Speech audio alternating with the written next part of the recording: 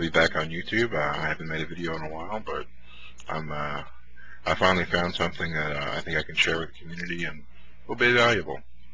To give you some background, I have been brewing and making mead and wine for, I don't know, since maybe about 2000. So I guess about 7 years. At one point, I had the capacity to brew about 35 gallons at a time, and did brew about 35 gallons. Normally my standard batches are about 5 gallons. Lately, because we're sort of crunched for space here in my apartment until we get moved out, I have taken to what I call inmate brewing, or prison brewing. I used to be a prison guard for a while. So I took a few tricks from them, because inmates like to make their own alcohol. It's contraband, you can't buy it.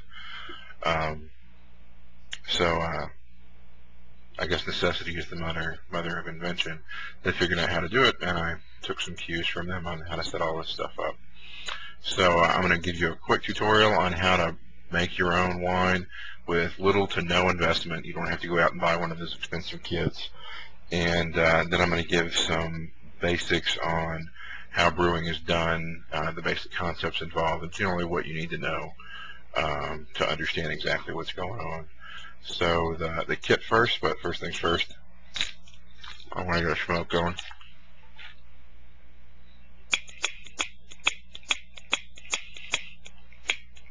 I hate this lighter.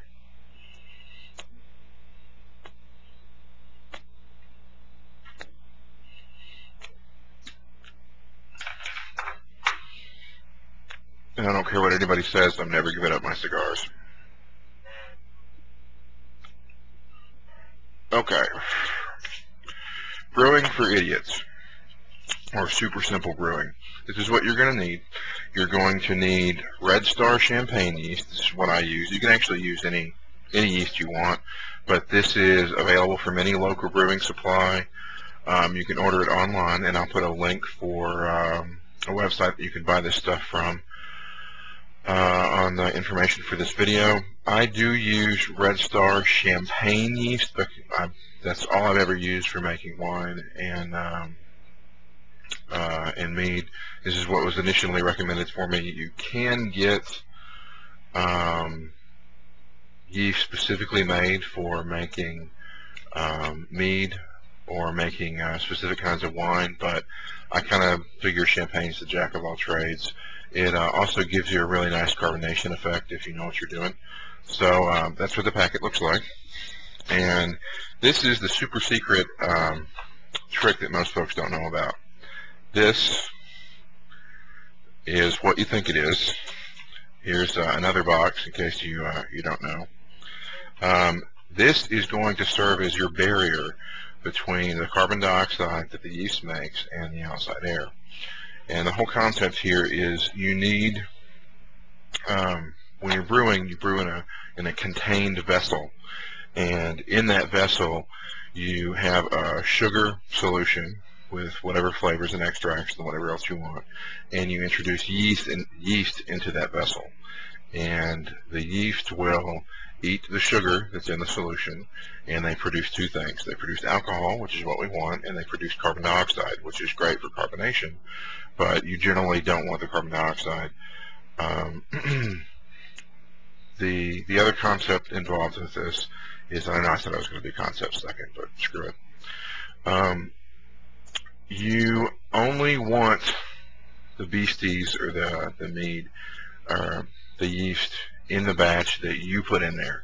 You don't want anything else that's airborne to put in your batch. You don't want anything else in the vessel. Any other germs or yeast floating around in the air or whatever have you that can get into and contaminate your brew can completely ruin it and potentially making it undrinkable and could get you sick and nasty stuff. So you need a barrier.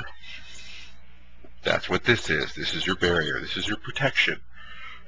Which is hilarious. My wife thinks this is funny. So what's going to happen is the yeast are going to start doing their thing, and they're going to make alcohol and CO2.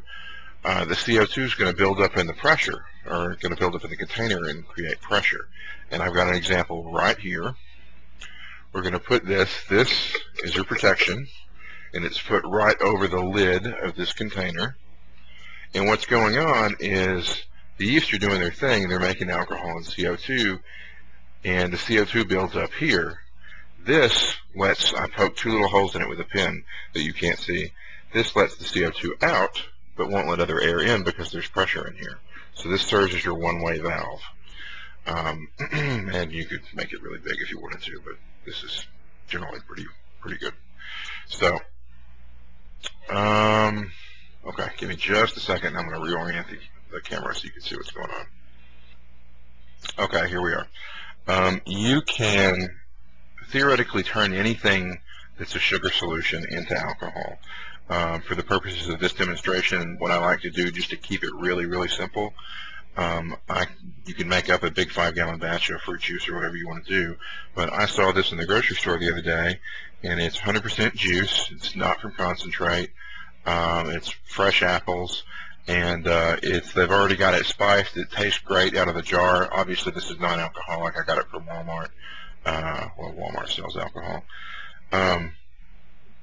And it was something that looked really nice, and I thought, well, I'll turn that into wine. And so I bought it, and let me adjust the camera here just a bit. You can see this gap wasn't there when we first started. I actually drained that because I wanted to give a little bit of head space, because you don't want this liquid in the top here sloshing up against this. You want condoms come sterile, so you want them to stay fairly sterile, at least on the inside. So I drained a little bit of liquid out, and after I drained the liquid out, I took a condom off, and I'm actually going to do this really quick just to demonstrate. Let me take this one off. So, that lighting's horrible. There we go, that's better lighting. Okay, so, see, I promised it was just a condom. Alright, so this is what you do. You grab whatever juice you want to try, and this just happened to be what I was going for, what looked good in the grocery store. You open your champagne yeast. This has already been used, or already been yeasted, so I'm not going to do it again. You open this, pour it in your container, and then you open your protection. A word here about condoms. Lubricated condoms are fine. It's generally not that big a deal. I generally try to get condoms that don't have spermicide, because I don't want to drink spermicide. So lubricated, if you can get non-lubricated, that's great. Lubricated condoms work just as well, and these are old, out-of-date condoms anyway, so not that I really, cared, but we find.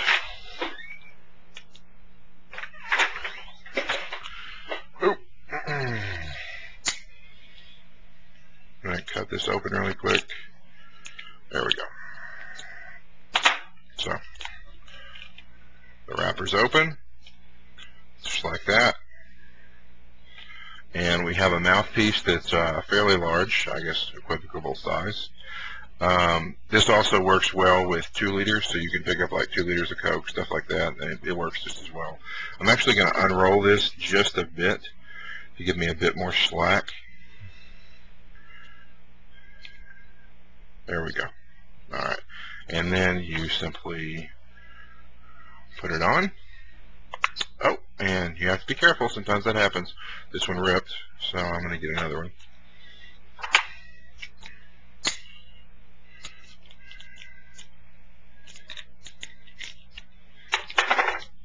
And they say condoms never break, right? Of course, you're generally not stretching them over the mouth of a jar.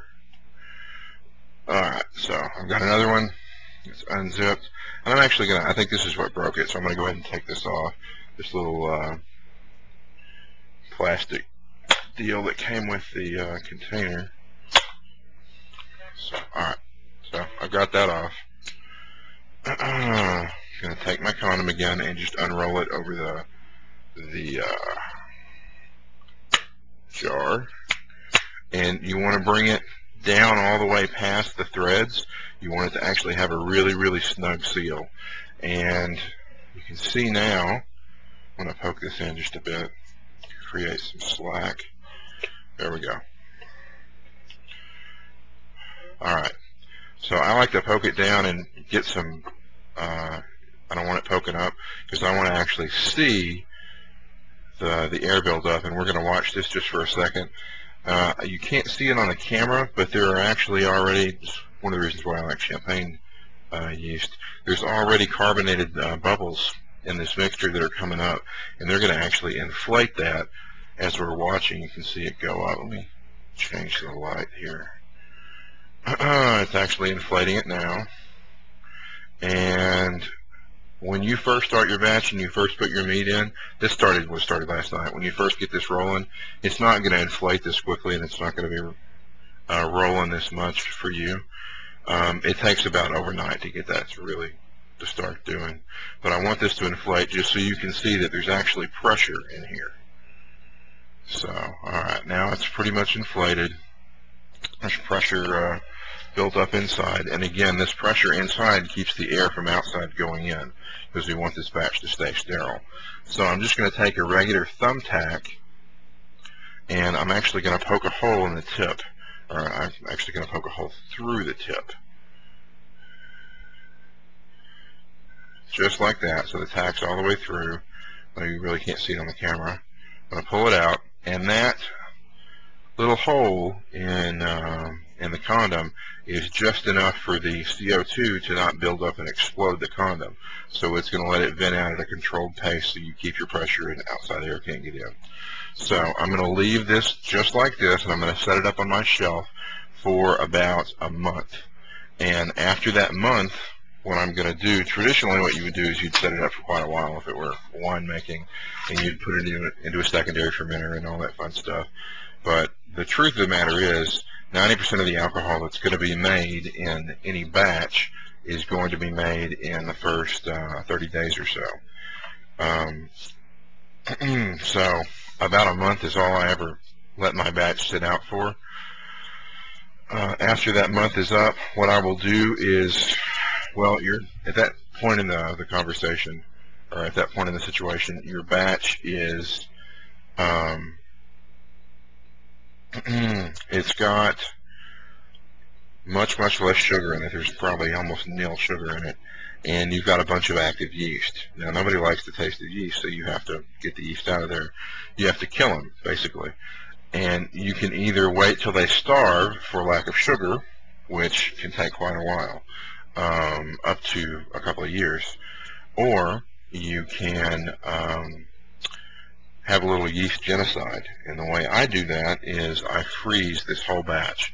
I'll take this whole jar, I'll put the original lid back on it, and it also comes in handy if you have this headspace too for that. Throw the whole thing in the freezer and freeze it solid for a couple of days. That will virtually kill off the yeast entirely. Now, usually I will freeze it solid for a couple of days, pull it out. If I'm going to drink it then, that's all I'm going to do. I'll run it through a coffee strainer, and that'll pull out all the dead yeast and any other sediment, and you'll be done at that point. Or if I'm going to store it long term, I'll freeze it again for a couple of days, and then pull it back out and cap it, and at that point the yeast are virtually completely gone, and you'll be good to go. You can store it for any amount of time. The only thing that needs to be said that you would have to do after the freezing step is to you can use a 1 micron filter if you have a filter media for 1 micron, which is what I generally do. Or if you really just want to be lazy about it, you can run it through a coffee strainer, and that will pull out virtually all of the yeast and any other sediment that are going to be in there. The yeast are going to be dead. You just don't want to drink them because they don't taste all that great. So there you have it. The summation is, you find the juice. You want to find it in a bottle that the condom will fit on and fits snugly across the top. It has to be sugar. You can't use anything that's diet like that. You drain a little bit out of the top. You throw a package of the yeast in, and again I use the Red Star champagne yeast, and throw a condom over the top. When it inflates like that, which will probably take overnight, pop a little pinhole, just a little bitty pinhole on the top, and let it sit out. Let it sit out for about 30 days. Freeze it for 2 or 3 days. Pull it out of the freezer, let it thaw, strain it, and you're good to go. You've got workable, drinkable wine in whatever flavor you bought. So that's it. And if anybody actually does this, please make a little video and demonstrate what you made, because I'm curious as to if anybody else is going to do this. I've done it probably 15, 20 times, and it works great. So okay, thanks. You guys have fun. Hey, I wanted to make a few closing notes after I did the last segment. I realized there are a couple of things you might want to know when you're getting into this sort of stuff. Basically, all you need is, I know I said this earlier, all you need is a sugar base, anything in a sugar solution. But these are some of my favorite things to brew. You can go, these are just simple from your grocery store, Welch's fruit drinks. This happens to be the passion fruit. Get a couple of these, mix it up just like you would juice, pour it into a container that you can put your seal on, which in this case is a condom, and then hit it with yeast, and you're good to go. You can also do it with, it's better to do it with uncarbonated stuff like Coca-Cola and stuff like that. It will work if it's regular Coke and there's sugar in there, but I generally find it better. I don't like the results out of Coke, basically, but you know, you might, I don't know. But this stuff works out great. This is another one that we buy pretty regular. And just mix this stuff up just like you would any other drink, and you're good to go. And you can get more complicated with this stuff, and you can get a big kit like most of the regular home brewers have, and you can really make some cool stuff. I've made blueberry, blackberry, dewberry, pumpkin wine, tons and tons of variations of honey mead, and there's also tons of information on my website about this stuff, and I'll put a link up in the movie information. But basically, any drink that has natural sugar in it, you can make wine out of. And you don't have to have a big expensive winemaking kit. You don't have to have a whole lot of room. So, enjoy.